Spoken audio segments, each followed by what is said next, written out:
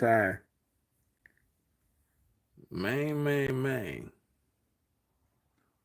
Mark Zuckerberg. He really got rid of the competition, huh? You see, all this goes back to 2021 and 2020 when people started sharing information and freedom of speech went out the door. It all started when Democrats took office, honestly. And now we're seeing TikTok be banned. TikTok pretty much was the only platform that was allowing individuals to express themselves, free thought, and now it's gone. Mark Zuckerberg, TikTok was his competition. He pretty much owned Instagram and Facebook, and so TikTok was his competition. So along with Joe Biden and Kamala Harris, you know, they came together and they said that TikTok uh, was a national security threat, and now it's gone. He put money towards efforts to actually getting TikTok banned. You see, a lot of people don't realize that this is Joe Biden and Kamala Harris doing. You know, this is their doing. You know, and most of it's 180 United States citizens that's on TikTok. And this is their doing. This is literally their doing. And so it's crazy, man, because the platform was really a platform where when most, if not all platforms were censoring the way you communicate, TikTok allowed people to express themselves openly, and it allowed people to communicate across the globe and share information faster than any other platform. Because it's like if you upload something to TikTok, within seconds, minutes, 100,000 people can literally see it. That's just how fast, TikTok actually move. And so at the end of the day, a lot of Americans right now are currently not happy, you know. And economical wise, there was a lot of people that stopped working because they were dependent on TikTok checks, social media checks. That's gonna hurt a lot of people's finances because a lot of people was getting paid off being influencers on TikTok. And when they did the ban, they didn't take in consideration how it's gonna affect million Americans' households. A lot of people are actually monetized on that platform, and that platform is their livelihood. And now that livelihood will be gone. They got to find another alternative to provide and take care of their bills and another means of survival. You know, and it's just crazy, man. How could a social media platform be a threat to national security or whatnot? It's crazy.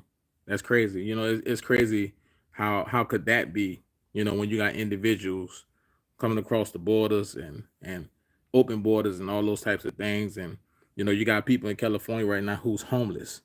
You know, uh, we have natural disasters and sometimes man-made disasters accidentally that transpire that people need help and the funds are never there, but aid is being given to other countries. But yet, you expect an American citizen to pay taxes and all these things to provide monetization to other countries when there's individuals here that need it.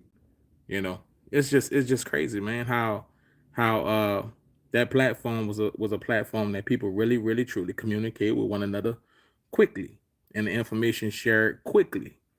Yeah, you had some, I mean it was a platform where uh people could share information, people can be in happy spirits, people can, it had different sides. If you got on the side that was gonna make you laugh, that's what it was gonna do the entire time. If you got on the side that was gonna be dramatization, that's what it was gonna be.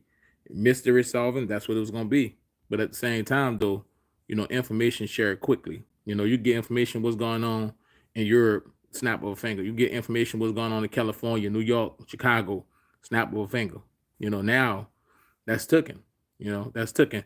There was even videos going on with the FBI, asking TikTokers to stop solving crimes before they do. That's crazy. But that's the world we live in. Unfortunately, like I said, a lot of people, pockets, are gonna be affected who was making money off that platform. Millions of people, was making money off that platform.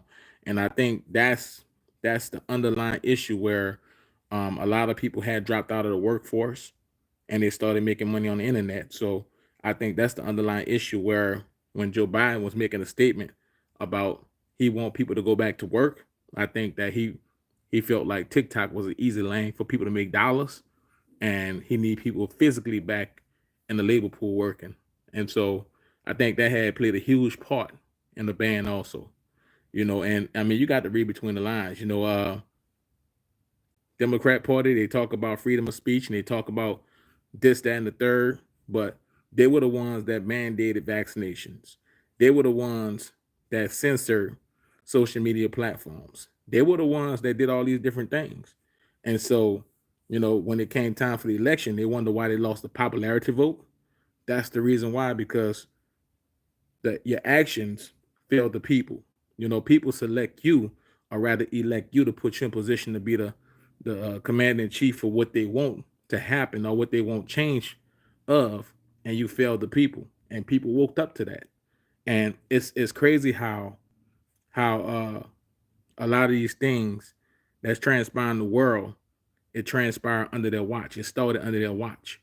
Like even with the new mysterious virus that's in China right now. This was the same thing that transpired that got Trump pretty much out of office. That started uh the division in America, because people felt one way and people felt another way, and then the racism claims came and all type of things that started it. So these things are real heavy, man. And at the end of the day, you know, it's somebody that's pulling strings. Money speaks. Money speaks. This is why Bill Gates is allowed to do the things he do.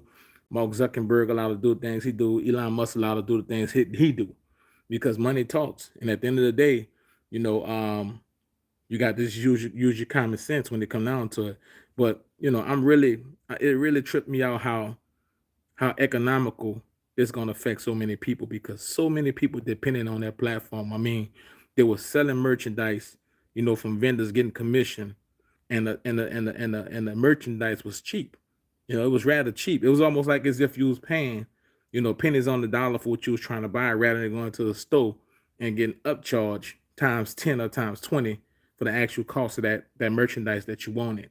And so you had people getting commission, just off marketing, the product, getting commission. You had people getting money off views, creating content. You had people, I mean, it was a lot of people making a lot of money. Salute, Kimberly. It was a lot of people making money on that platform. And like I said, I think that the work labor force didn't ever recover from when the lockdowns happened, because people found a way to make income. And so Joe Biden, that was his way, and his rich friends' way of getting people back out to work, because social media had created so many different streams of income for people that people was not going back to work physical.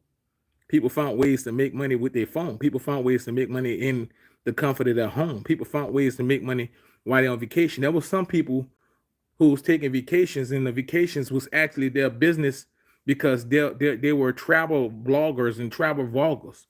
So they were able to take a trip and then write it off on taxes, because that's their business. That's their business, is to tell you about this destination, tell you how it is.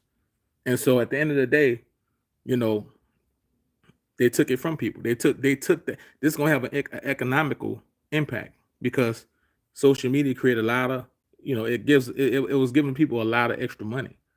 It was giving people a lot of extra money. And some people, like I said, there's people who probably were never making no money at all, and they got on there and they had authenticity. They was authentic at what they do, and they got 10 million followers, 5 million followers.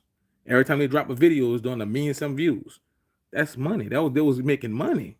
They was making money. So overnight, these individuals have to prepare, for income that they was making every month to zero, and so that's an economical effect that's going to transpire on many Americans. And so when they did that, they didn't take into consideration what kind of economical effects it's going to have in people's pockets and people's households. And so Mark Zuckerberg, he actually, he trying to get people back over to Facebook and Instagram or whatever. However, but he funded a lot of that because that TikTok was his competition. TikTok was his competition. I mean, myself, I purchased a numerous of things off TikTok because t-shirts was 6, 7 for $16. Before TikTok came along, them t-shirts was like $7, $9 a pop. $7, $8 a pop. So I mean, shorts was like $8, $9. You get don't talk about electronical. You get electronical things that you might buy in the store for $200, $300. TikTok get it $40, $50.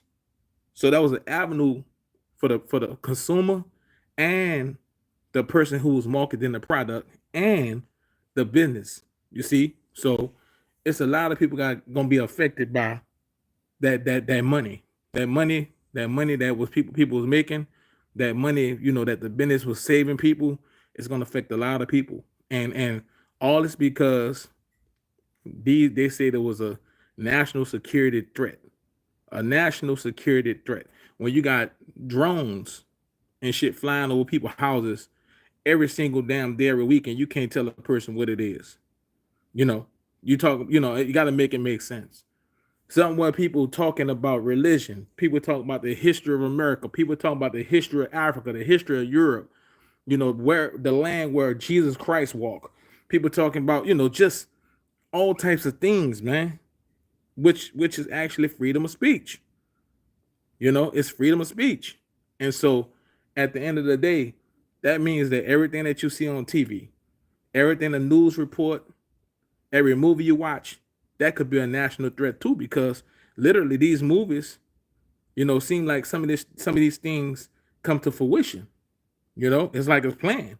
And like the news, if you get the news literally from one place, then you're stuck with that narrative that one source provides you. But if you got multiple individuals who's on the scene reporting this story, then you could comprehend for yourself about, hey, what happened or what transpired or why this transpired. You see, so, clear as day, they speak about Donald Trump and how he wanted to take freedom and how this and that and how this and that and this and that. All the while, they were the ones who was taking freedom. When they told you, like the Roe versus Wade, right? Might not agree with everything that transpired. Believe that it's a woman body that's their choice, right? The Democrat Party said that, well, but the Democrat Party is the same ones that made a vaccination mandatory that you have to put in your arm. If not, your job can't keep you. Mandatory. That ain't no freedom. That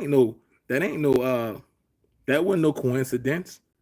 They made that mandatory. Something that they don't know if it's a long-term effect or if it's going to affect you at all in the future. But they made it mandatory. So I view it like, when I see it, I view it like, look at all the income that you took from people. Millions and millions of people.